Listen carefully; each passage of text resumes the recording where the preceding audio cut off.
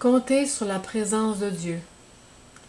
Ceux qui se confient en l'Éternel marchent et ne se fatiguent point. Ésaïe 40, 31. Marcher n'a rien de palpitant ni de sensationnel. Cela demande pourtant de l'endurance, de la continuité. Pour marcher sans se fatiguer, sans s'épuiser, il faut utiliser toutes ses forces. Le mot marcher est employé dans la Bible en rapport avec le caractère. Jean, voyant Jésus marcher vers lui, dit « Voici l'agneau de Dieu ». Il n'y a jamais rien d'abstrait dans la Bible, tout y est vie, réalité concrète. Dieu ne dit pas « Soyez spirituels », mais « Marchez devant moi ».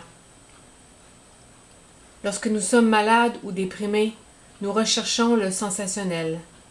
Cela aboutit sur le plan physique à des manifestations nerveuses qui sont des contrefaçons du Saint-Esprit.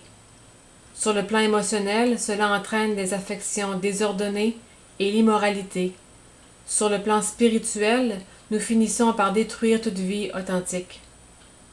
La présence réelle de Dieu n'est pas liée à un signe particulier, mais elle dépend de notre volonté de regarder sans cesse au Seigneur. Quand nous cessons de compter sur lui, les difficultés surgissent. L'expérience dont parle le psalmiste, c'est pourquoi nous sommes sans crainte lorsque les flots mugissent, deviendra notre expérience si nous sommes décidés à nous appuyer non sur le sentiment de la présence de Dieu, mais sur la certitude de sa présence.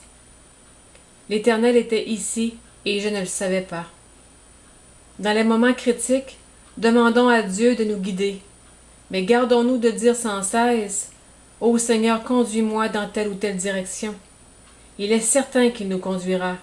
Si les décisions que le bon sens nous dicte ne correspondent pas à la volonté de Dieu, il nous le fera comprendre.